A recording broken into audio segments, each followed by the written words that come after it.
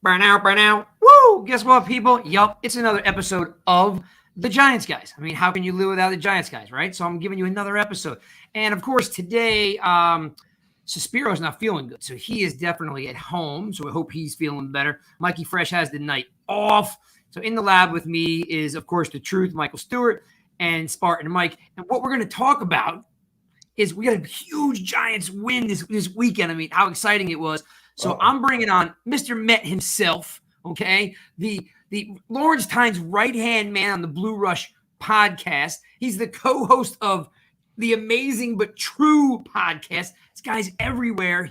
I call him Mr. Met because every time I see him, he's at the stadium with a big smile on his face. I want to welcome in Jake Brown. How are you, Jake?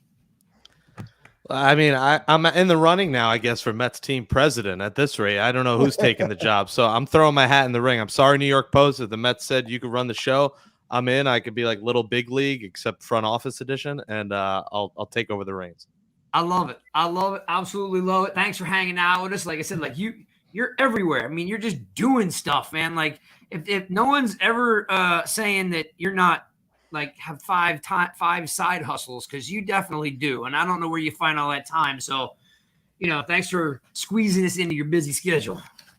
Yeah, I appreciate it. Yeah, we got at the moment 5 shows. Mets and Yankees on hiatus, obviously, but it's what I love doing. I think podcasts are the name of the game right now, and I'm glad to be doing it for a living, and hopefully bigger and better on the way. And yeah, I love working with Lawrence. Love the Giants show. Love, obviously, diehard Met fan. Went to way too many games this year, but it was easily accessible. Less people were there. Tickets were cheap. I ran into tickets here and there. So hopefully, better days ahead for both the Mets and Giants. Yeah, no doubt. Well, I'm going to tell you this quick story before we launch in all the Giants talk. So it's like 2 years ago. And so I've had nygiantsrush.com for about 10 years.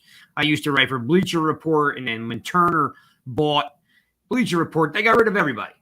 So I made nygiantsrush.com. And over the years, I've had some really good writers, but this is like the best crew I've had in a long time. And about, a year and a half ago, 2 years ago, all of a sudden I see this Blue Rush podcast pop up. And I'm like, son of a bitch stole my name. Right. And I see Tynes is attached to it. So I start stalking Tynes. I'm tagging him. And of course, not busting his chops, just being like, hey, you stole the name of my show. You gotta come on my show. Right. And then it was like 1 o'clock in the morning. And he's like, and I'm just checking my phone. I'm like, come on, man. I'm like, look, I'm just having fun. You know what I mean? Like, we'd love to have you on. He's like, yeah. He's like, but don't call me Larry. And I was like, you got it. Nobody's calling you Larry. Come on on. So he was like the second guest we had, and we had a blast. And he's been on a couple times since, but I'm sure he's a pretty cool guy to hang out with, and he's really knowledgeable, and he's fun to be around. So I just wanted to let you know I gave him some crap for stealing the name of my show. Yeah, well, the story behind that is it was such a bitch getting a name of a show for all these teams. The process you got to go through legal to get these things clear. I love Amazing But True. I'm not in love with the name Blue Rush, to be honest.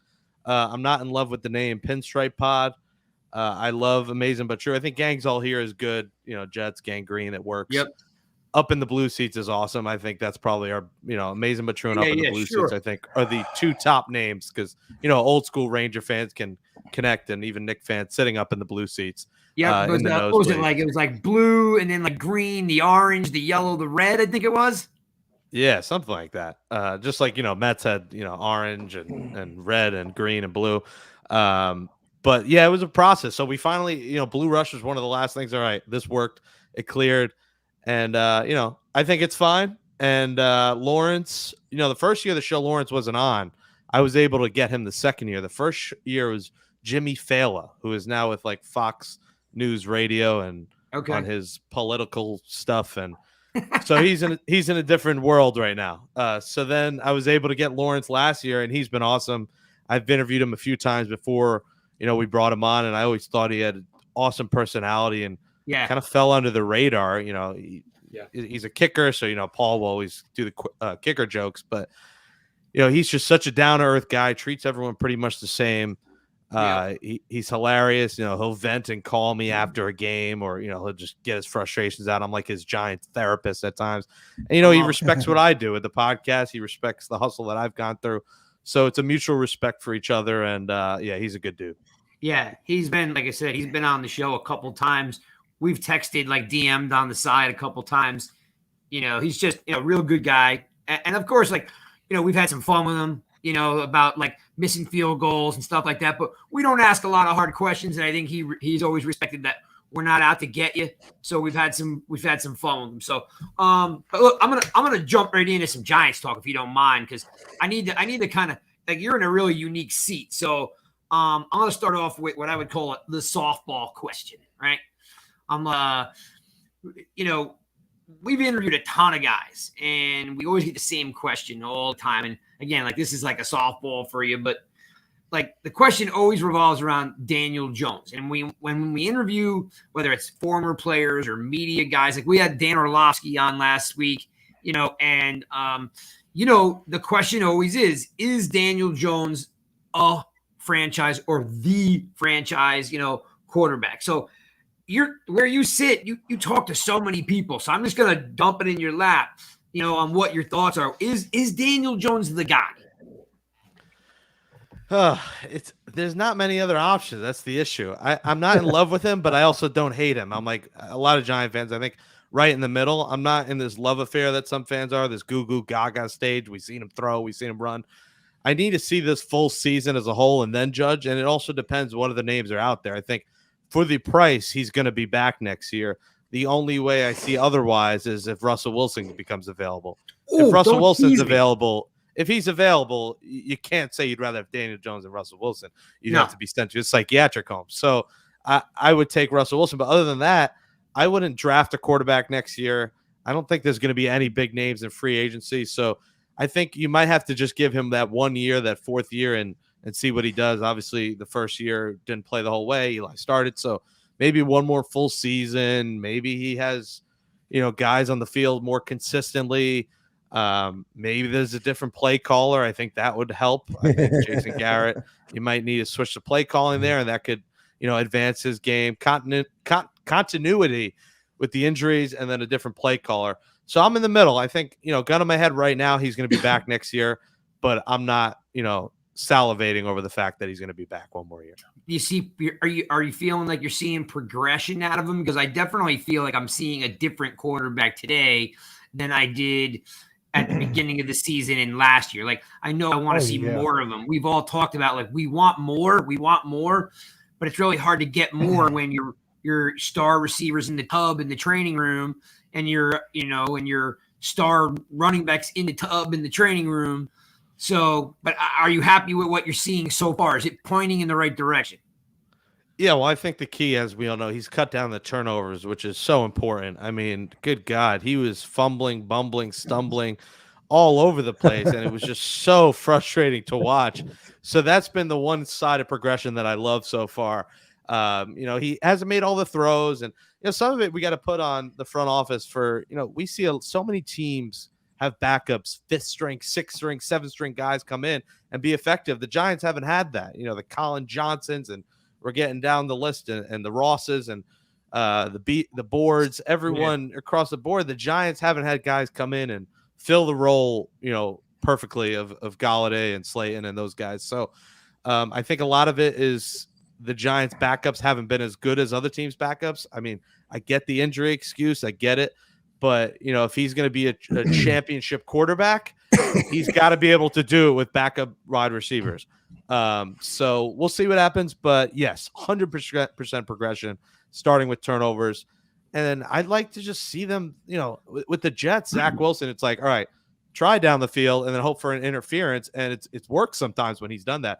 I'd like to see them take more deep shots at Daniel Jones. It's, what's the worst thing that's going to happen? You're going to get pass interference chances. It's going to work the play action better. I think obviously Saquon coming back, Lawrence and all of us talk about, he's got to get back on the field. This is getting ridiculous. So hopefully he's back after the bye, but having him back will obviously help, and that'll help Booker's game as well. So getting guys back will help, but 100% turnovers down. That's what's the biggest factor for Daniel Jones this year. All right. Spartan Mike, you got something you want to jump in here with?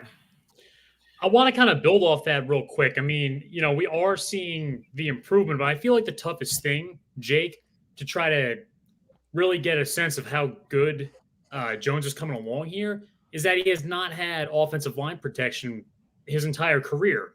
And my concern is this, because the Jets kind of did this themselves, right? And you spoke to it. You don't want to draft another quarterback next year. I don't want the Giants to either. I just don't see a situation where we bring in even a really good rookie and they're going to develop behind an offensive line. If you look back at most quarterback busts for the last 20 years, unless it's just a head case problem, the reason they bust out is almost always because of injury.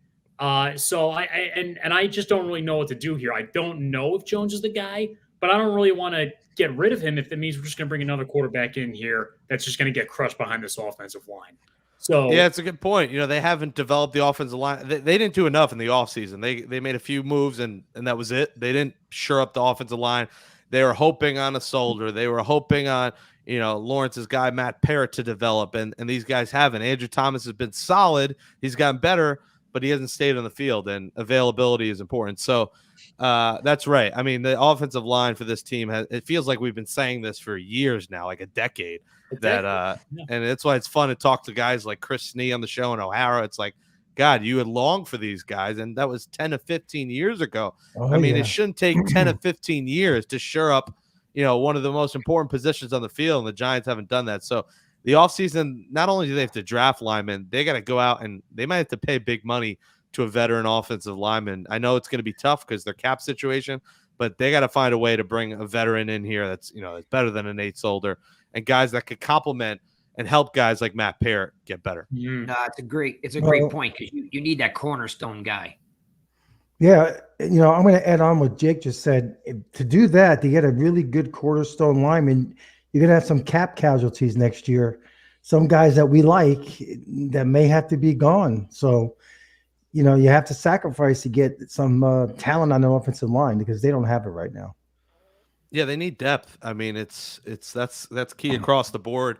We're seeing on the defense, especially the linebackers, they need depth, the pass rush.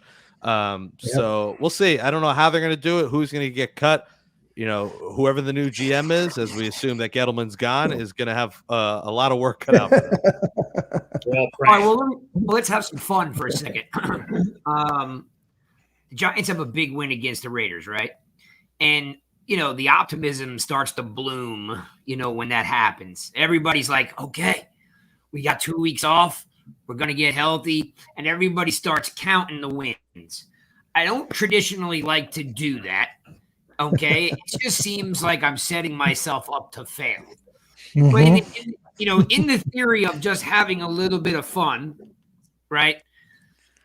The fan base is hoping that you can sweep Philadelphia, you can grab one against Washington, and then you can put one in the W column with Chicago, Miami, and San Diego, LA Chargers, bringing them to 8 or 9 wins.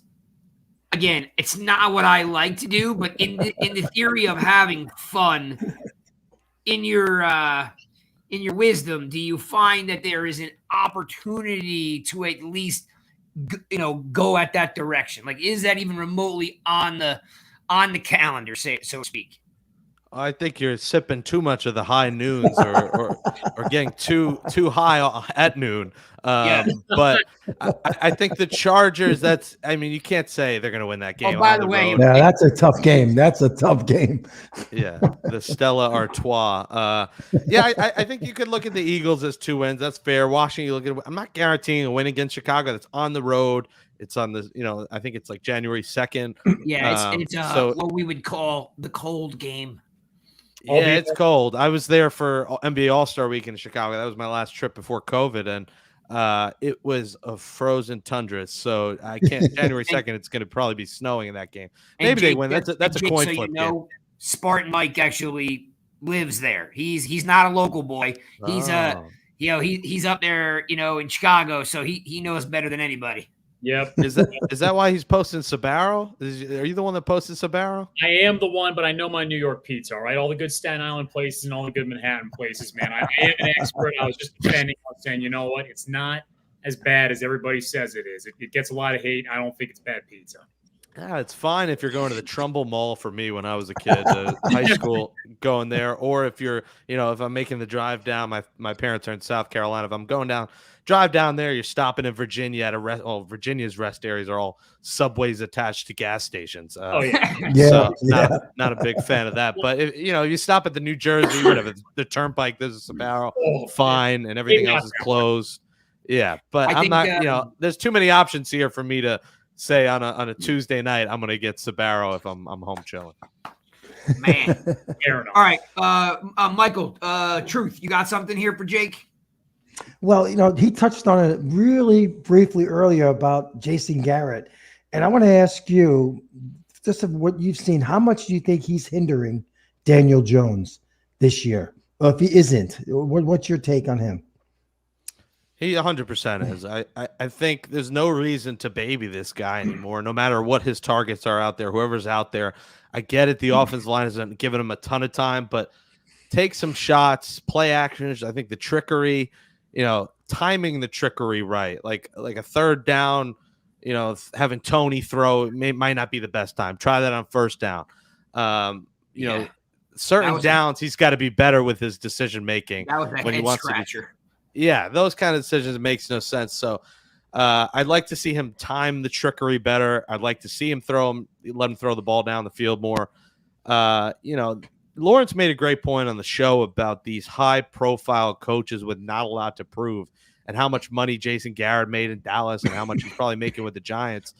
I would like to see a more young, and we're seeing it around the league, these young, fiery play callers, the McVays taking over as head coaches, these young coaches have success. So I'd like to see a younger coach in there next season.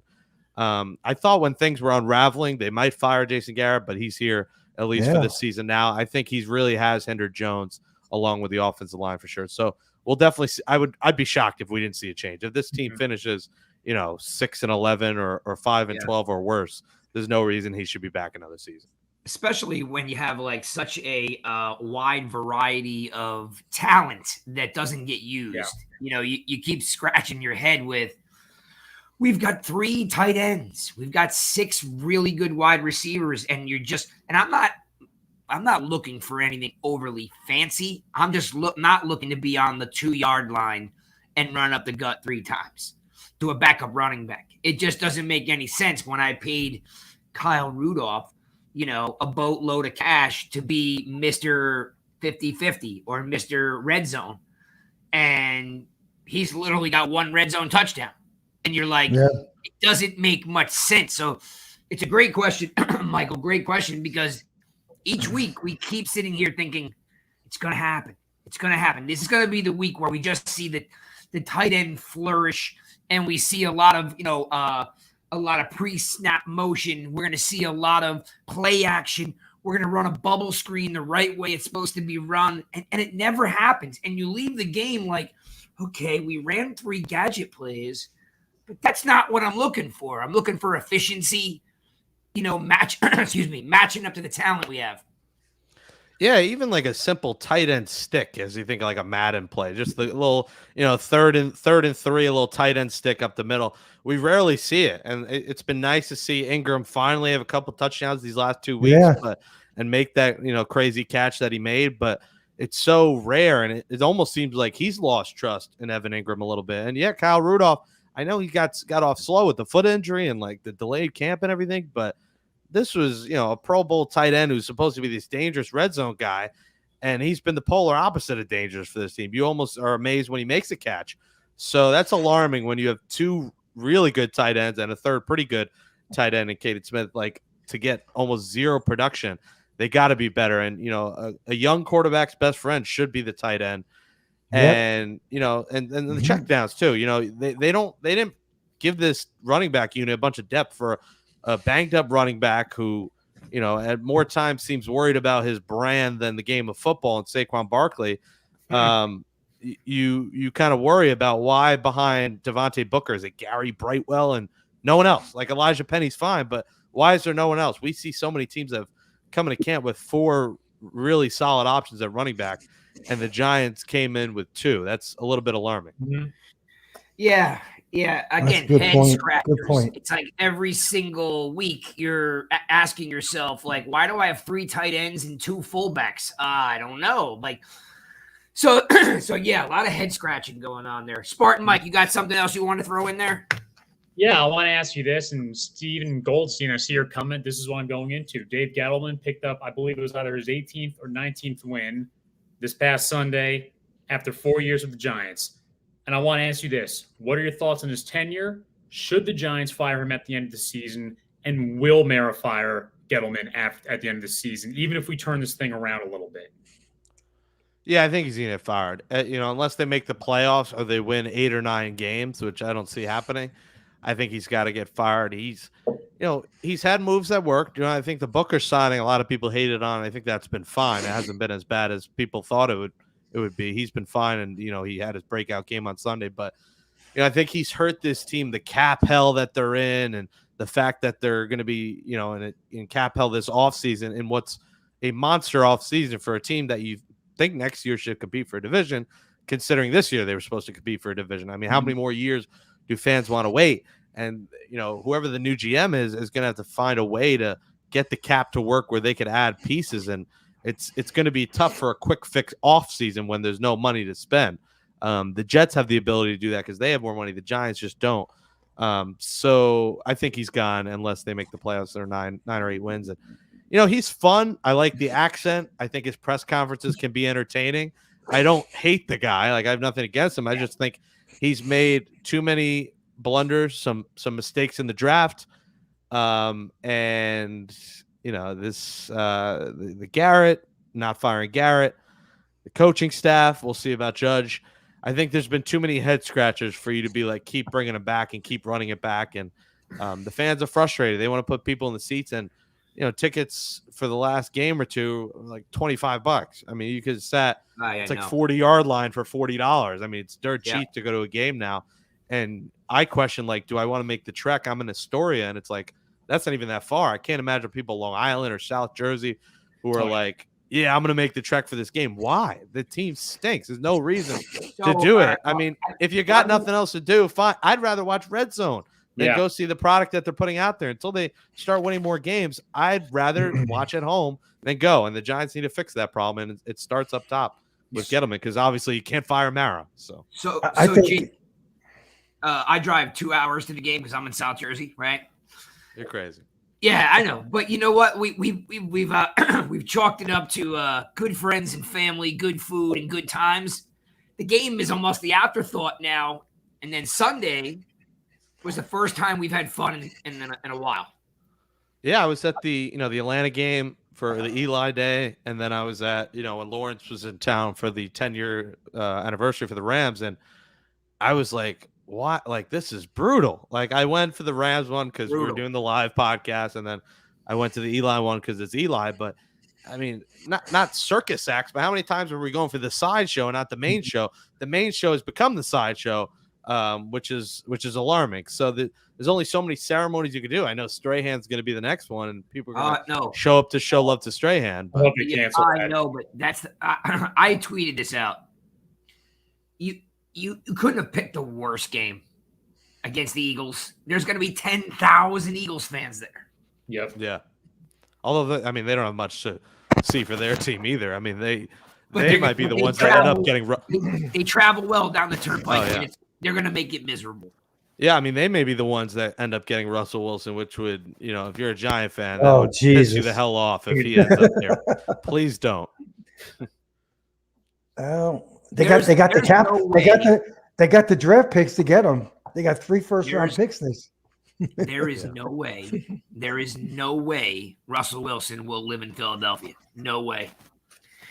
I mean, you're talking about maybe he'll live in South Jersey. Then maybe he'll live outside the Borgata. Who knows? And right? I'm just saying, like, neighbor. A guy like true, he could be my neighbor. Marquise Colston used to be my neighbor. Hofstra alum, fellow Hofstra alum. That's right. That's right. Yeah. Hofstra was a D3 school back then. All right, so that's not nice. That's a pot shot right there.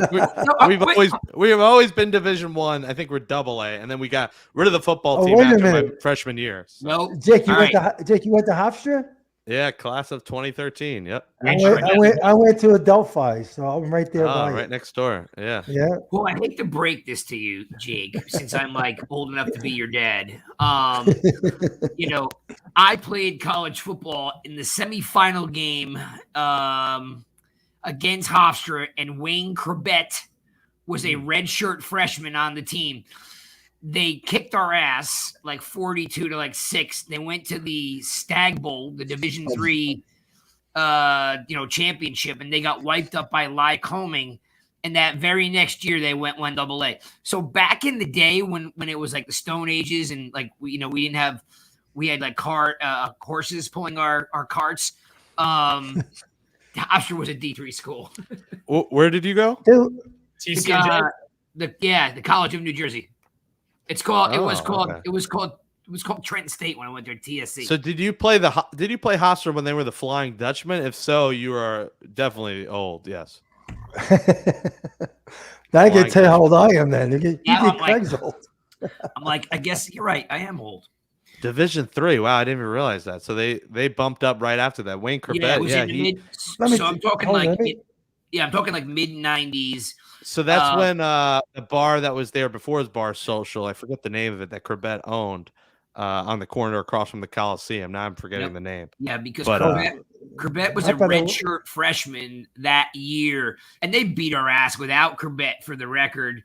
And then, we all know he went on to be, I don't know if he still holds all the Jets receiving records, but, and again, class act, good guy. But he was a redshirt freshman, and then I think the year, so it's like, I don't know. I'm guessing here. I'm dating myself, but somewhere around 97, I'm pretty sure 96, 97. I'm pretty sure they went 1AA back then, and they were always really, really good. It was always Hofstra, Ithaca, maybe Southern Connecticut, and then there was a big Ohio school. They were always the perennial. What's that? Mount Union in Ohio. That's the one you're talking about. Bang! That is such good knowledge out of you, Spartan. Like, never even heard of it. They were always the Division III champions. So anyway, I didn't mean to get sidetracked on all that, guys. All right. So we chatted on Gettleman a little bit, making a move, right? Michael Stewart, you brought up Garrett. Let's start at the head of the snake. Judge. So when Judge got hired, I think we thought it was refreshing, and we thought we saw a little like you can say yes, he's got Saban and he's got Belichick in him, but it felt for us as fans, it felt Coughlin-esque. You know what I mean? Like he wasn't going to take any shit. He was going to hold these guys accountable, right? And we were all kind of refreshed because it was the opposite of Shermer. I don't think the press likes, I don't know what you want to call it, the bravado, or I don't think the press likes the lapse, unless you're Barstool and some of the other guys, we've been all making fun of it, kind of having some fun with it. You're in year 2. Do you like Judge? Like I still like Judge. I feel maybe he's loyal to a fault. Like Garrett needs to go, and I think he deserves a year 3, but just kind of wondering now, you're with Lawrence, you're interviewing players all the time, current and former. What's your thought on Joe? Is like the tide turning on him, or is it just, he's basically had everything possible go wrong that could go wrong? Yeah, well, it's weird because, they were a 6-win team, but in the race for a division title last year. So you like him because they were right on the cusp of making the playoffs, as ridiculous as it sounds and how bad it was. You can like him a little bit, but also be like, all right, wins are wins, losses are losses. The record shows that the Giants have sucked. So he's going to get another year. They're not going to fire him after 2 years. They don't want, another, sliding revolving doors like the Jets have been having. You just don't want that. He's going to get another year, but he's got to turn the table. You got to practice what you preach. And he preached, we're a disciplined team. We practice hard. We're there hard. Well, there's a lot of boneheaded penalties that this team still commits. And I know it's a young team and it's growing pains, but he's got to be better with that. You can take that a step further. They were, as of Sunday, leading the league in special teams penalties. And if your head coach is a special teams guru, can't have it. Yeah, and if you can't with these laps, if you're going to keep, like, what are you teaching them? All right, run a lap, next game, 20 penalties. Like, nothing is changing, and you need to see a progression there. So that's bothered me a little bit is, this hard-nosed guy, and this does not look like a hard-nosed team. So we'll see. I mean, the bravado and everything's cool and all, but when you're not winning games, that cool factor runs out. I would like to see him, have a nice second half here, put them in the wild card race, maybe, hopefully not be out of it by Thanksgiving. Although it seems like they are, you never know if they go on a run. It sucks that they got to come out of the bye and play Tampa. They're going to get clobbered in that game, but yeah, I'd like to see him put up more wins before I'm in love. He's like with Daniel Jones. It's weird. Like the quarterback, you're mixed on, the head coach, you're mixed on. Garrett, you're not. Kettleman, you're not. But the coach and quarterback, you're like very indecisive about. So we'll see what they do in the second half. But he's going to get another year just like Daniel. But after that, But what about you? Like we can kind of go over like what we think. What about you? You want him back? I don't want to go through the search for another coach. But again, if there's a new GM, he might want his own coach. So maybe he is gone. But I think it'll depend. If they're 3-14 at the end of the season, then my answer is different. He's probably gone. No. But if they're 7-10, 4 extra wins, you go from 6 wins, 7 wins. They're not going to fire him if they win 7 games. So it depends what they do in the second half. But didn't we just do that though last year? And to see a team that showed improvement throughout the season 2 years in a row, I that's the part that kind of drives me nuts. At this point, is it even worth it if they show improvement throughout the second half of the year? Yeah, because you got to give them the benefit of the doubt with the nonstop injury. I mean, they've had games where 4 receivers have been out. With Saquon, I mean, taking his sweet old time coming back. I mean, then COVID happens. He's out partying Halloween weekend. So, that by the way, is like nobody really wants to say what it is, but I mean, you got to be kidding me how that happens. Like, it's just not right. Yeah, and listen. The guys are vaxxed, you're out. I get it. But like the teams in Kansas City, he's out, and then gets COVID, and then the whole COVID crisis. Luckily, they won the game because imagine they lose to the Raiders after the COVID situation and how much more of a debacle that becomes. That story is basically under the rug because they won the game. But he's got to come back against Tampa and be electric. And he's got to have electric final 2 months here because I don't know if he's going to be back. That's another guy you talk about who's coming back. I don't know about him yet. And that's a great segue because I was going to ask you, we do this show every Tuesday. We talk about it like Judge, Jones, and Saquon are always the topic of discussion, whether we talk about it live here on YouTube or we do a pre-recorded show, every other week, with a guest. Those 3 bodies are talked about ad nausea, and you can kind of just either you can get sick of it and decide not to talk about it, or you continue to kind of, go over it with a fine-tooth comb because there are so many people on different sides of the fence, and it's really hard to figure out. And I keep telling people, one thing the New York Giants don't change, and I've been sitting in that stadium since the 80s with my dad, they don't change. I mean, not at all, right? And what we've learned is, they love Daniel Jones because he's Eli Light. And they're going to give him every opportunity to stay. And to your point, there's not a lot of options, but unless it's a Russell Wilson, and that might be the only option. If that was the case, Jones comes back unless it's Russell Wilson. I think you nailed that. But I think it's the same thing with Saquon. I don't see them it's almost like when Shockey was here. Everybody loved Shockey, but he was a complete nut job, and he'd be off the rails. And you just hear Mara just be like, that's Shockey. You know what I mean? He just loved Jeremy Shockey, and I think he feels the same thing with Saquon, but it's really hard to pay this guy superstar money when you know the potential's there. You've seen the flashes, but you don't get enough of it. And you start, hamstringing, or handcuffing the team, moving into 22 and 23. What do you do? So I'll kind of throw it to you. I feel he comes back and gets paid maybe he takes a Nick Chubb type of a deal, which was very affordable for Cleveland. But I don't see it because, like you said, he's got this brand he's working on. I don't know. What's your thought? Yeah, I don't think the Giants should get in a bidding war. If another team gives him a monster deal, just let him go. I think he's got a ton of talent, but there's only, you can't, the injuries are just nonstop. And he's not a guy who, if he's hurt, he's going to play a little nicked up. He's going to wait until he's 100%, and that's fine. That's his body. We don't know how his body reacts. But when it's a little alarming when he's out, you would think he'd be rehabbing and treatment, and he's out of the club and then gets COVID. Like it's frustrating as a fan to see that side of things because I sound like the old man here, but no, you don't. The players are different now. It's about their brand, and love Victor Cruz, but injuries got the best of him, and then the fashion and everything else behind the scenes, that lifestyle took over, and it's hard to say. We're not in that New York spotlight. But when the spotlight takes over, some of these guys go the endorsements, the brand route, and aren't locked in focus as much as his calves and his legs might seem like they are with how strong and big they are. Maybe he's not. So I wouldn't give him a ton.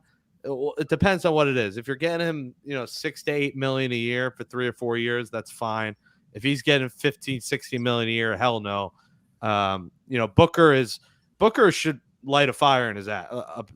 Should light a fire in him. If he's 2 years, $6 million or 5.5, whatever he got, and he's doing what he did on Sunday, that should tell Saquon, hey, the Giants could find a replacement for me with a guy that's going to play every day or play 14 or 15 games a year. And the Giants need a guy who's going to be out there because Daniel Jones, there's only so many times week in and week out. He's got a new running back. He's got a new receiver, got a new tight end. There's got to be some sort of continuity across the board, and they haven't had that yet. Yeah. Go ahead, Michael. Do you even think that Saquon wants to come back to the Giants next year? Because my feeling is that after getting battered by injuries and playing for these dysfunctional teams, that he would probably prefer to play the last 4 to 5 years of his career on a team that's a contender, even if that means he's going to take a pay cut. Because I don't think the Giants would be willing to pay him more than $10 million a year. I really don't. I think he likes it here because the brand, the endorsements, everything that goes around New York City. He's like a Hollywood guy. I mean, unless Hollywood calls him and the Rams are like, hey, we want you to be our running back. I think he wants to be in that big market and wants that spotlight. So I think he's interested in coming back, but we'll see. He's a local guy, went to Penn State. He's got a lot of connects here. So I do think he wants to be here. I think that obviously these next 8 games are vital for him. Stay healthy and be productive for Saquon. And another indication will be what the Giants do in the draft. If they go get a pretty decent running back on day 2, possibly in the draft, that could be a sign that they may be moving forward on him. So yeah, they have to put depth. Like I said earlier, you got to put depth around. They built this team around. All right, Saquon, and then all right, we got Booker, and that's it. We're good. Well, you need 3 or 4 guys, so they got to go get more, whether that's draft or free agency. But they did not address that position for a running back that has not been reliable enough throughout his career. So Jake, you know why it's cool hanging out with the Giants guys? Because we have fans from Italy. Alrighty, you ready for this? Here you go. Look, bang. There it is. Salute, paisan. So, I mean, these guys are great. Like I said, they're from Italy. They love the Giants. They do their own stuff out there. And look, he's even talking about slapping Stinky Eagles fans on the way out. You got to love these guys. Jeez. Yeah, we have Scotland covered. We have Scotland and the UK covered. You guys got Italy. Yeah, we do. And listen, for the record, talking about Saquon, like he's everything you'd want in a franchise player, like from a mentality standpoint, how he's built, right? It's just you really can't like let him, like you said, handcuff the team. But I would have to think, one, Chubb got himself I think a deal if they could bring in like a Nick Chubb deal. I think that would be affordable. But what happened this past weekend was eye opening. And I will say, like, you're going to know. Oh, wait, we got Barbados in here, too. Okay, I got to stop the show for that. We got Barbados, right? Wait, where did it go? That's Florida. Barbados, right there. I want to be in Barbados right now. I think once the season ends, I've been podcasting up the wazoo. I need to go to a tropical island and like put my phone down and hope the Mets don't make any big signing or trade in like a week away. And Barbados is on the list. I keep getting emails from Travel Zoo, and I'm trying to find a good deal for like February or like January, like 15th after the regular season ends. We will hook you up with our boy here, Mark Thompson, who always checks in with us from Barbados. So Mark, I don't know how you're a Giants fan, but I'm gonna have to hook you up with Jake here because he's gonna need some island information because adults only. Everyone's telling me get the adults only package. No kids. You don't want kids pissing in the pool. Any of that. Just give me adults only. Beautiful woman. Call it a day. All right. Well, Mark, we're gonna hook you up with Jake. So anyway, I got to digress to the Barkley thing real fast, and then we can keep moving. If what Booker did on Sunday doesn't light a fire under your ass, nothing's going to. I mean, if you can't look and say, holy shit, this guy wants my job, with half the talent, half the money, and, that same crappy offensive line, if he's not motivated to get on the field versus Tampa and run for 200 yards, he's never going to. Like, I'm not trying to sell the guy short, but, like, when somebody comes for your job, and Booker has just done everything possible to show that he wants to be here. I know he's not Saquon, but if you're Saquon Barkley, who we all love and want him to be successful, if Saquon Barkley is not motivated by what he saw on Sunday, then he's dead anyway. Like, he's just never going to be that guy, like you said, because he doesn't play hurt. He's going to wait till he's 110%. By that time, if there's only 4 games left in the season, we're not really going to be able to evaluate him anyway. It's going to be hard to pay a guy 10, 13, 15 million when he hasn't really played any football in the last 2 years. You can't. No. Yeah, and a lot of his, even when he did have good running days, it felt like there was one 80-yard run and then there were 15 one-yard runs. It was like very weird. Like, his stats were always very strange where he'll have that one explosive play, which is great, but it wasn't consistent throughout the game. Well, that's the line. He was much more of a receiving back, and if the Giants want to keep him, I'd bring more of a power back with, like a Brandon Jacobs type and a guy who could steamroll up the middle and get you those positive gains and get you those 3rd and 1s, because I don't think that's who he is. Brandon Jacobs was there on 3rd and 2. It's one of those things that was Brandon Jacobs getting those breakaway runs for 75 yards? Not really, but when you needed him to get 5 yards, he would, because it wasn't like he was just averaging 5 yards a carry. He was consistently getting 5 yards a carry. And to go backwards when you really need a running back to get that first down, it's just not efficient. And it was kind of the same problem, actually, that they always talked about with Barry Sanders, too, back in Detroit. He would lose 5 just as easy as he can gain 50. And that doesn't win ball games. Yeah. Let me tell you something. It's not the 21st day of September. It's the 9th day of November. But we need Earth, Wind, and Fire back. You see what I did there? They need that trio of, the power back, agile. That's why they pay me the big bucks, make dumb. I'll take Earth and Win. I'll just take Earth and Win right now. That was good enough. Yeah, 2 of the 3, something. There's just not that excitement in the backfield. I miss fullbacks too. I'm talking to Tony Richardson tomorrow, who was one of the great fullbacks ever. Yeah.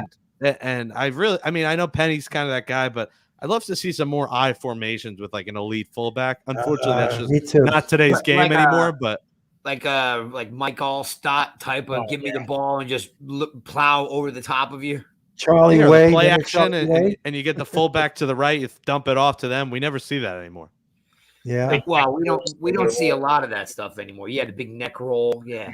All right, let's go this direction. So, Blue Rush podcast, you guys do some great stuff. I'm pretty sure you had Logan Ryan on in the last 48 hours. Am I correct there?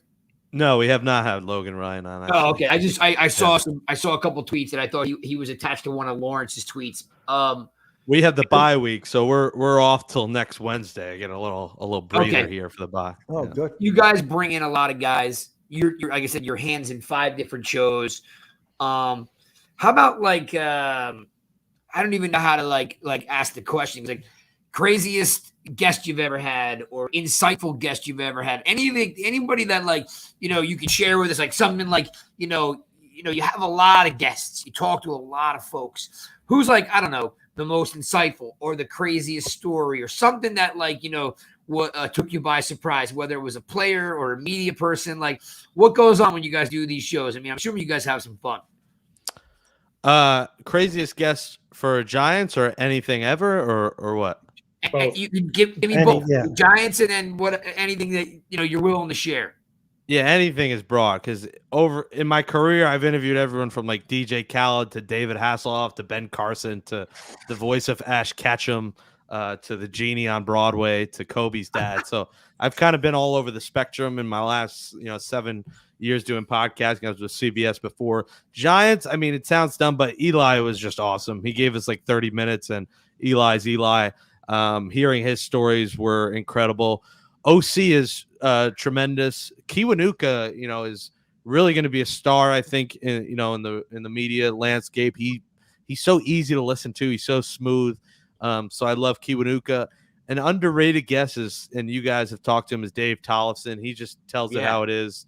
Not a big name, but he'll keep it real with you, and he breaks down the game well. I think he should be a defensive coach in the NFL one day. He's coaching, I believe, in college or high school, wherever it is, and doing a great job. So I think he's a sleeper good guess. Eli was great. Kevin Harlan, when I talked to him, is awesome. Just his voice is iconic if we want to go the broadcast route. The current players, a lot of them aren't great. They're just not like too insightful. Tomlinson was interesting because last year, music and the stuff he does off the field. So he was interesting. But current guys, aren't the most exciting. Ingram was interesting to talk to.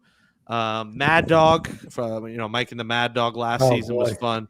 We've kind of had a good mix, but it's dumb. But Eli was just Eli was probably my favorite. Yeah, he was good, and Jacobs is pretty good too. But I think Eli was has to be my favorite for the Giants show. I've been watching his show on YouTube and stuff like that, and it's just like here's a guy in a pair of khakis and a light blue shirt. And like, I can't get over it that because, when these guys retire, whether it's Hendrick, Lundqvist or it's Jeter or, the icons that retire from the Giants, they're wearing $4,000 suits, $5,000 suits. You know what I mean? And they look like, you could put them in Times Square. And here's Eli with his khakis on, you know what I mean? And his pressed blue collared shirt with the buttons on it. I mean, he looks great, but he just doesn't look, like I said, if I had to measure him up against Jeter and Lundqvist, you know what I mean? Or Patrick Ewing, these guys they're just done. They're done up. And then here comes Eli. And he's just like Flanders from The Simpsons or something like that. Is that what you're saying? And he's so surprisingly funny. Like the things that come out of his mouth, because it's sarcasm. Right? I mean, and it's in this really dampened way. And you're like, you're kidding, right? And you realize he's in tune with what's going on. I don't know. Yeah, and the Manning cast is so fun. I watch that over the regular broadcast every week. It was interesting when he told us about some of the things in his career. He said stuff I hadn't heard. He said he played with a separated shoulder one week. Obviously his streak that he went on, he played with a separated shoulder and he just played through it. Now, Saquon's probably out for the season with a separated shoulder. But he got the 2 seasons with a separated shoulder. Yeah, he played through injuries. He talked about how he gets recognized. Lawrence told a great story of a guy saying that MFA looks like Eli Manning at a Wendy's in Florida. He said how the mask is the greatest invention because people won't recognize him, or if people ask for photos, he says to his kid, make it fun, photo bomb, or put your finger in front of the photo or take the worst photo ever. So he is very entertaining now. And I think it took him, that year away from doing media and everything last year. And I said to him, it must have been nice last year. You're on Francesa every week for 15 years. Now you have a year where you're doing no interviews. And another one I forgot to say, a guest that was entertaining just because it was just so wild was Lawrence's first show doing last year. It was me and him on the interview because Paul couldn't make it. It was Tracy Morgan. We could not get one question in. He cut us off on every question. But when he was he knew he was on with Lawrence, and then some bald guy, me, he doesn't know who I am, but Lawrence, he knows. He's like, Lawrence, I remember when you kicked us to the field goals. I remember that. Now we could say we're friends. And it was just such an entertaining interview because, it was the editing job of the year by me trying to patch that together because we did not get out a single, 4 words in. he would interrupt, but it was that entertaining when it's like, it's Tracy Morgan. Like he could interrupt whenever he wants, but that was one of the wild interviews. And I'm like, Lawrence, don't worry. It's going to get easier from here. We started at like the toughest kind of interview to do, and it's only going to go up from here. Jake, did you actually see the Manning show with Tracy Morgan on it this past week? I didn't, no. So Morgan was on Eli Manning this past week, right? You basically call, your interview or the interview with Lawrence and you and him was exactly what happened on Eli's show. And at one point, he's sitting on a couch and Zach Diassi is sitting in the chair next to Eli, and Morgan goes, he just stops him. He's like, Eli Manning is my quarterback, and if you got a problem with that, we're going out back right now. Like, I mean, it was like out of nowhere. Like they were talking about something completely different. He just stops him and he's like, no, Eli, my quarterback. You got a problem with that? We're going out back right now. And evidently they must live somewhat in the same area. I don't know if they live in Alpine or Sparta up there at the top of Jersey, because Eli's like, yeah, I see that Shark Tank you got behind your house. So if you're unfamiliar, there's a show on one of the cable channels. Why is the name of the show? Oh, it's called Tanked. Yeah. So behind Tracy Morgan's house in New Jersey, he had a pool house, okay, where you would get changed and then go in the pool. He had the pool house converted to a Shark Tank. It is literally like half the size of my house. It is like enormous, and there are real like black tip sharks inside it. Yeah, So this tank is so big, you can see it from the other end of the block or anywhere you're going because it's enormous. And and him and Eli are having this conversation, and I'm like, I don't know, maybe Eli's his neighbor now or something. I don't know. It's just Tracy Morgan is a character, man. He really is funny. Yeah, he's wildly entertaining. One of my favorite comedians. Yeah, I was watching him on Kimmel last week, and he'll just go on random tangents, and you're like, "What just happened?" But it's great. I thought you were going to say in the outhouse or whatever, they found Lenny Dykstra, because Lenny was famous for like a couple of years ago living in like his rich friend's like pool house, and then like got complaints for loud noises, and he was like renting it to people. I thought Lenny was in jail. No, Lenny, he's celebrating being out of jail for a couple of years. He's a funny Lenny story is when I had him on my podcast at CBS, it was at the studio where the Fan is on Hudson Street, and he took a taxi there, and I guess he lost his wallet or something. He calls, he's like, I can't find my wallet. So he still owes me like $20, or someone gave me a 20, and we had to pay for his taxi. And the taxi driver's like, is he cuckoo? Like, what, is he drunk? Like, I'm like, no, that's just Lenny. And so he didn't have his ID, but to check in this building, it's one of the corporate buildings. You got to have ID. He has 2 trading cards of himself, one with the Mets, one with the Phillies, upper deck trading cards. And he shows security the trading cards, and they're like, oh, you're the baseball guy. Yeah, you could go. But I'm like, you got to be kidding me. Like, that loses his wallet. We got to pay for his taxi, and then uses his own baseball card to check into a corporate building. Just one of a kind. That's a great story. Yeah, we've been fortunate to interview some really cool cats with some great stories. And I said, one of these days I'm going to get to the YouTube channel, the Giants guys YouTube channel, and I'm going to cut up, a highlight reel of what we get. And like Michael, he's been with me a long time. Michael, have we not had some of these guys tell us some stories that we've oh my gosh. You can never imagine, make them up. You can never make them up. Yeah. Jake, some of these stories. At one point, I got one of the best interviews we had was Chase Blackburn, right? He's supposed to be on the show, and he blows me off. And I'm like, whatever, it's no big deal. He's a special teams coach in Carolina. He's working. So he calls me during the week. He texts me during the week. He's like, man, I'm really sorry. And I'm like, look, I'm a nobody. It's fine. He's like, no. He's like, I'm not like that. I said I was coming on. I apologize. Can I come on next week? I'm driving from Carolina to Ohio for my charity outing, right? Michael, he had like a golf outing or something, right? Mm-hmm. So he gets home, he goes to his golf outing, we help him promote it, and we get the call, and he's like on a cell phone, and you can see like the stuff in the background, and he's moving around, and we start talking. And I guess in Ohio, there's a minor league baseball team called the Clippers, and he's got like 3 boys, and he brought his boys to the baseball game, and they're inside the stadium, and he's out in the parking lot. So I thought the interview was going to be like 15 minutes. So he hung out with us for an hour and talking football, right?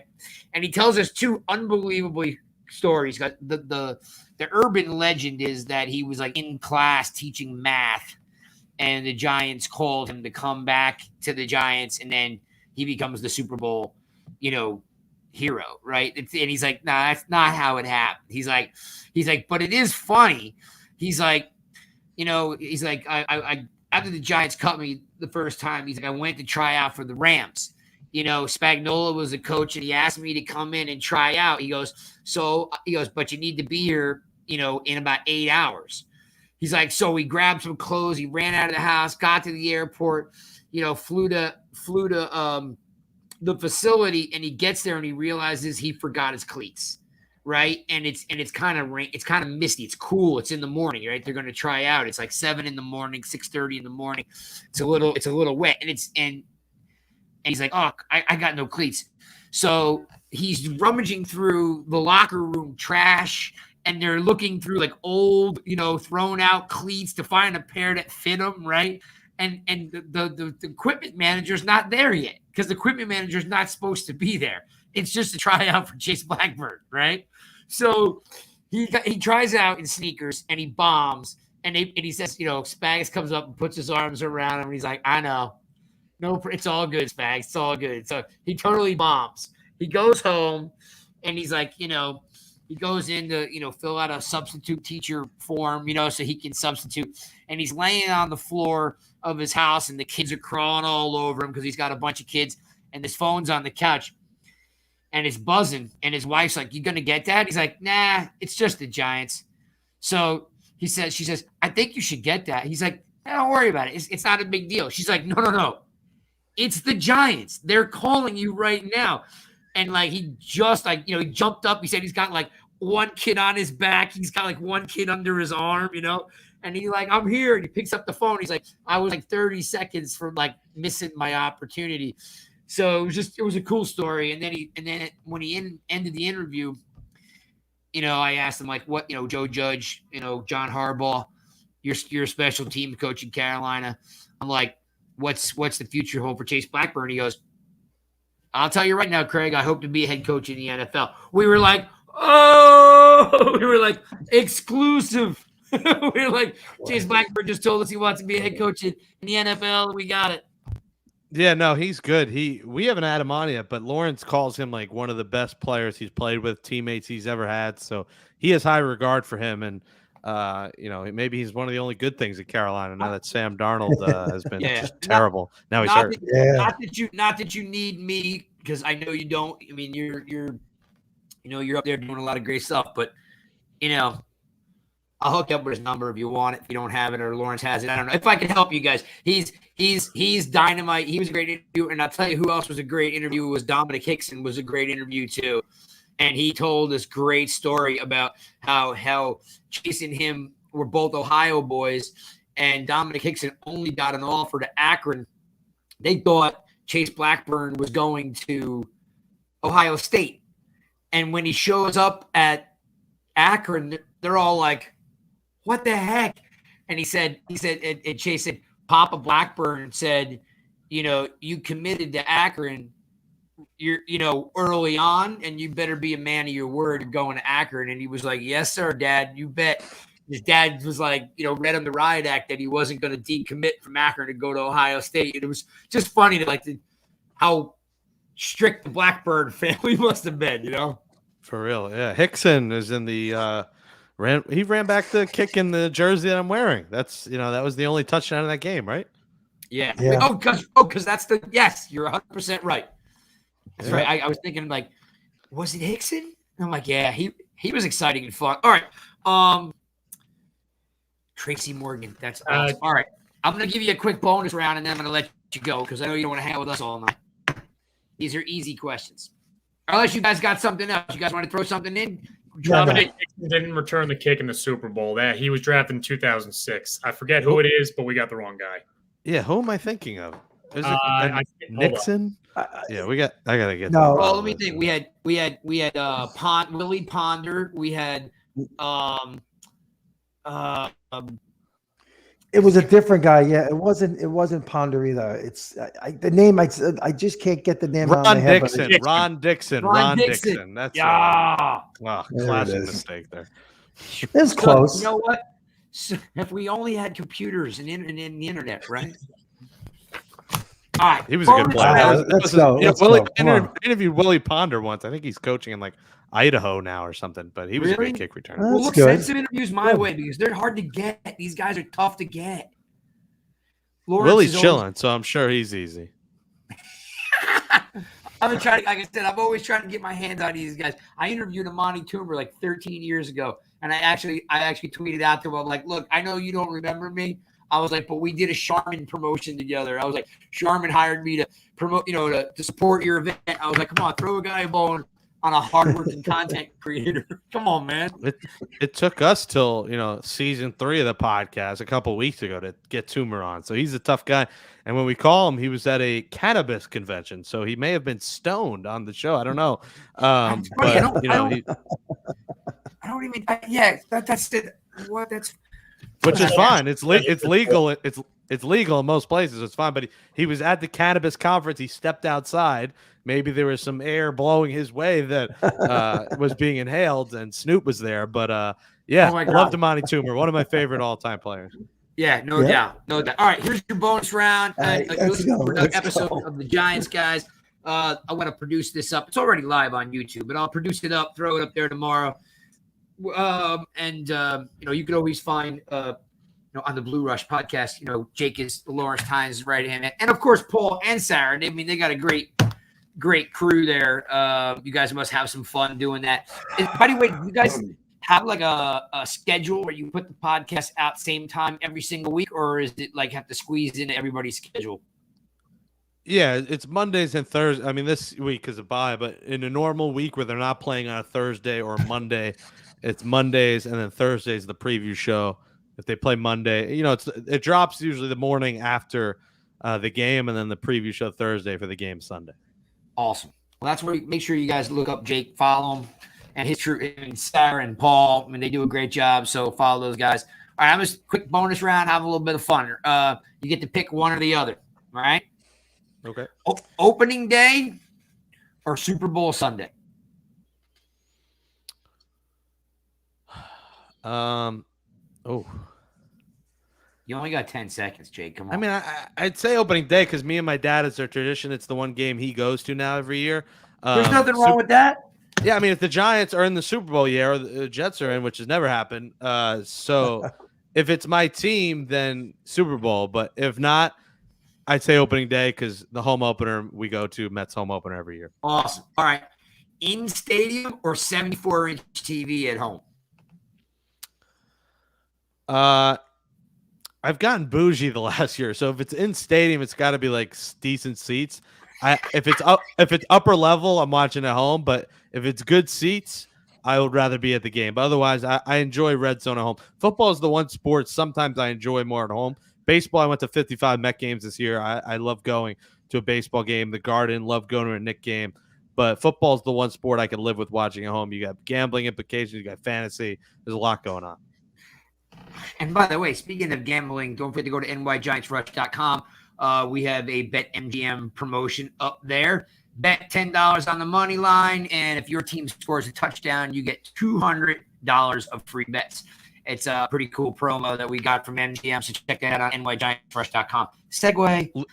Legal in New York, January 22nd, I believe. It's coming up. It's exciting. And I think there's like 13 states now. They're just literally rolling them out like every couple days. So yeah, nygiantsrush.com. You can go there now. Get your link for BetMGM. All right, walk-off field goal or walk-off home run? Lawrence would want me to say walk-off field goal, but I'd say walk-off home run. I think it's a little more exciting. Baseball was my first love. I am obsessed with the Mets, with the Mets podcast. You poor soul. Yeah, it's a terrible life, but it's just exciting. A walk-off homer and a field goal. It's more the setup is exciting, and the field goal you expect them to make it depending on where it is. So I think the build-up is exciting, but I'll say homer. But that's it's like 51-49. It's close. All right, this one's gonna be super hard for you. Red Sox or Phillies? Red Sox. You know, I hate the Phillies and I don't like the Yankees, so that's easy. Red Sox. All right. Makeup or natural? What the heck? Probably natural. Sweatpants, hair tie, chilling with no makeup on, in the words of Fabulous. I'll probably go with that. See, Michael Stewart, he liked that question. He had to put some thought into it. All right. Mom's cooking or you're cooking?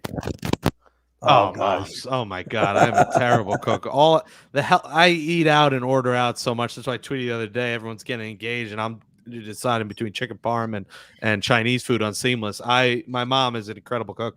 I'm going home to Carolina 18th to the 30th, so I'll have almost 2 weeks. My mom's already asking, "Oh, what kind of dishes do you want? What should I make? What side orders?" So it'll be nice for that short span. She's Brooklyn Jewish mother, if you couldn't tell by that voice. It's funny you just said that. Hold up. Back up. Where in the Carolinas you live? Where in the Carolinas do you live? They moved to right outside Charlotte in 08. They're from Queens and Brooklyn, but we moved there for my dad's job in 08. Right. So they're in Lancaster, South Carolina. It's on the let me give you a quick background. So they're neighbors. Yeah. So let me give you the quick background. So I got about 6 or 7 guys that are part of my team that write for nygiantsrush.com. And as long as they're Giants fans, I bring them in from all over. So we call Michael Stewart the truth over here, right? Michael Stewart is a golf pro, and he's in North Carolina. So you got your golf pro right there. You got Spartan Mike up here with the pizza connoisseur, up north up there. And then who was sick tonight is Spiro, who I was trying to hook you with because Spiro's like an enormous Met fan too. So, but he wasn't feeling too good. We have some connections to wherever you go. We're following you, by the way. Mm-hmm. Where in Carolina are you? Well, I live right on the border of North and South Carolina, so I'm not far from what you're saying. You say Lancaster. You guys might be neighbors. Yeah. They used to be Waxhaw, and now they're Lancaster. Oh my goodness, that's like a thrown stone away. Yeah, if you see a 60-year-old couple with New York accents, it's my parents. Okay, wait a minute. This is how weird the show is getting as we go along. You were saying you needed a vacation to an island, and I said that one of our listeners, Mark Thompson, lives there. So listen, look what he just puts in the comments. Ready?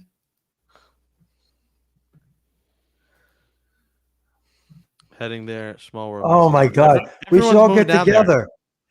Yeah, no, watch a Giant game. Everyone's going to Charlotte. I have a bunch of friends there. New Yorkers are moving down there. People love it. I'm a big city guy, so I go for Thanksgiving, see my family. My brother just moved to Charlotte. His wife is from there, so he's, the whole family's there. My other brother's in Atlanta. I'm the only one left in New York in the big city. No one can handle the big city life anymore, I guess. Well, it's probably not as big as it used to be, right? You got a lot of people, things have changed over the last 2 years, right? Yeah, I love it though. I love being close to my teams, the food, not Sbarro pizza. You say what's the best pizza? It's Amore Pizza in College Point. It's the exit after City Field, Stratton Boulevard or Stratton Street, whatever it is. The exit after City Field, Amore Pizza. Be going there. Probably the first thing why I'm fat. First thing I came out of the womb, I probably had a slice of Amore Pizza. My grandparents lived around the corner, so Amore's. You go to Manhattan, Bleecker Street, Joe's, Prince Street. That's all good, but. Joe Pat's in Staten Island. That's the best. It's the best. All right. I don't go to Staten Island. I'm sorry. I don't venture out there. Right. Don't have a car, so it's tough getting there anyway. And it's a different world out there. So I'm not a big Staten Island. How about Italian? Like I'm prone to Carmine's, but I was wondering about what about Italian? Yeah, I love Carmine's, Carbone, all that. Amore's where I go has the best chicken parm here I've had too. So their chicken parm and pizza are top of the line. Huge hero. It's like $8-9. Very good. So I'll always support Amore's. It's been there since like 1970, and it was great before and after a Met game to go there. Yeah, free promo. It's cash only, so it's legit. Any place that's cash only is usually legit. Yeah. All right. My last two, and the last one's a little bit of a trick question, so don't either one of you guys give it away. Heisman or national championship? Oh, come on. I would say national championship. Okay. But all right, here's your trick question in the last one. And neither one of you two give it away. Michigan or Michigan State? One of you guys is a Michigan State guy, I assume, or a Michigan guy. I'll say Michigan, but I don't have any rooting interest. What's the difference? It doesn't matter to me. I'm a New Yorker. The difference is the legendary Carl Banks played at Michigan State. Man, there was only one right answer. And Plaxico Barris. And Plaxico Burris. And I will say I do like Michigan State. I have hung out with Maurice Ager in his hotel room, and he was a Michigan State guy. So in honor of Maurice Ager, who played a little bit in the NBA, I loved back in the day before he went off the deep end, Mateen Cleaves in those teams with Mo Ager, Mateen Cleaves. So I did like those Michigan State teams when they played the Gators back in the day. All right. What do you think, Spartan Mike? Did he make up for it? He backtracked out of that. He made up for it. He did. He backtracked. I was, because you kept saying, you're like, I hope nothing gives away. It's like, well, my name's Spartan Mike. So if you knew the mascot of Michigan State, I was like, oh, he's going to get this one right off the bat. So I don't know. You got Spartan Mike, you got Sabaro, you're in Chicago. There's all different things going on in your life. Sabaro, man, I'm just defending Sabaro. I'm not rooting for him. Overpriced. He's looking for a little bit of a sponsorship, which is fine, Spartan Mike. You can definitely keep working that pizza angle. I'd be more than glad to take some pizza down here in South Jersey. Then again, I got the whole Philly thing going on, so I got plenty of good food down here. You may not like the fans or you might not like the team, but the food's still good. What's the pizza down there? What pizza's in South Jersey? So there's a place called John's, which is probably, they do pizza and they do pulled pork. And then if you go on the Philly side, it turns into steaks once you start crossing the bridge. You know what I mean? Like pizza's good, but here, if you're looking for that type of, like quick food, like kind of, you're going to go steak. Pizza, you're gonna go cheesesteak before you go pizza. But don't get me wrong. There's a couple places in Central Jersey that are really good. There's actually a place in an old bank somewhere outside of Princeton that's really good. But Philly wise, you've got Jim's on South Street, and then you've got like that whole like Pat's Geno's things. Like nobody eats there. That's all. I mean, they eat there, but it's all tourist. Like. You would go to Steve's Steaks, or you would go to Jim's like for cheesesteaks. So while you guys talk pizza, they talk cheesesteaks. Anyway, I had Jim's. I went to fun fact. I had lunch with Phil Martelli once, the St. Joe's coach, back in 2017. I knew someone that knew him, and we went to lunch with him, and he was such a great guy. And I was like, all right, I'm in Philly, have to get cheesesteak. Everyone said Jim's, got it. Very impressed. Yeah, Jim's is definitely a top 3. No doubt about it. Well, listen, you're listening to another episode of Giant Guys. I'll produce this up in the morning, get it up there. Really super, excited to have you because, I mean, one, I'm always following what you're doing on Twitter. You're always a fun follow. And two, I love the fact that you got all these different podcasts going on because you're talking to a lot of different people. Your hands are mixed into a lot of stuff that you do. So people, make sure you're following Jake and Sarah and Paul and Lawrence. Make sure you're following the crew and listen to their podcast. Last and final question is, when the season ends, and there will be, it's early, but Mr. Michael Stewart here, the truth, is a draft guru. Like, he's been with me for 7 years, and it's all he literally starts grooving in. Final question to me is, in a perfect world, what the Giants are going to have, of course, 2 first-round picks. And it's kind of exciting because they're all, they're potentially low picks too. What do you see the Giants doing with pick 1 and pick 2? What do you want to see? And then, of course, we'll circle back with you. And, of course, we'd love to have you back on, like maybe either towards the end of the season or even like, after the new year. But, what's your thought on, in a perfect world, what do we do with these 2 first draft picks? Yeah, for sure. And thanks for having me. I'd say offensive line and either a pass rusher or a linebacker. They need to get an elite offensive lineman, and they could use another linebacker. Another great, we had Blake Martinez on. That was the current player I loved talking to. He was really fun, but they need someone outside of Blake at linebacker. Some of these guys, Jimenez, all these guys, Lorenzo Carter, they're okay, but those are depth guys. Those are the backups. Those are the Dave Tollefsons coming in that you hope to do a serviceable job. They need an elite linebacker and another elite pass rusher. So, O-line and then linebacker or defensive lineman, I would go with. Yeah, I think that's the consensus around pretty much everybody is like, if you don't come away with a pass rusher and some type of center, and the kid from Iowa sticks out that everybody likes. What's that kid's name? Michael Stewart, kid from Iowa. Go ahead, Mark.